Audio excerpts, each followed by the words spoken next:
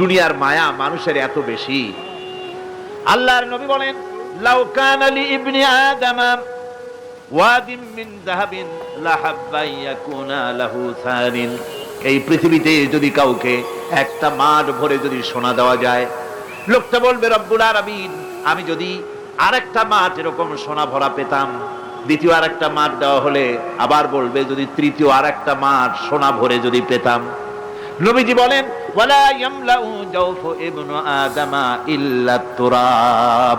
মানুষের পেট 3.5 হাত মাটি ছাড়া, কবরের মাটি ছাড়া মানুষের পেট ভরবে না। আরো চাই, আরো চাই, চাওয়ার কোনো শেষ নাই। মানুষ এভাবে করে দুনিয়ার মহব্বতে এমনি পাগল হয়ে যায়, শুধু দুনিয়ার মহব্বত, পরকালকে বেমালুম ভুলে যায়। আমি কিন্তু এই কথা বুঝাতে চাই নাই যে পরকালের মহব্বতে, পরকালের ভয়তে বা পরকালের জন্য দুনিয়া আপনি বাজার ঘাট, বেচা কিনা, ব্যবসা বাণিজ্য সবকিছু ভুলে যান, না তা নয়। ভুল বোঝার কোনো কারণ নাই। পরকালকে অগ্রাধিকার দিতে হবে, মানে দুনিয়াটা চিরস্থায়ী জায়গা নয়। চিরস্থায়ী হচ্ছে কোনটা? আখিরাত। চিল্লায় কোনটা?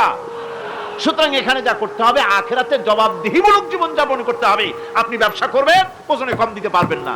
আপনি খাদ্যে ভেজাল দিতে পারবেন না, চুরি করতে পারবেন না, ডাকাতি করতে পারবেন না, জেনা করতে পারবেন না, বদমাশি করতে পারবেন না, মদ খেতে পারবেন না, সন্ত্রাসী হতে পারবেন না, হাইজাকার হতে পারবেন না, চাঁদাবাজ হতে পারবেন না, মুনাফাখোর হতে পারবেন না, আপনি চোরা কারবারি হতে পারবেন না, ঘুষখোর হতে পারবেন না, সুদখোর হতে পারবেন না।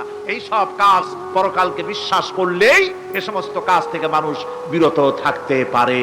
কথা ঠিক কিনা? এই হচ্ছে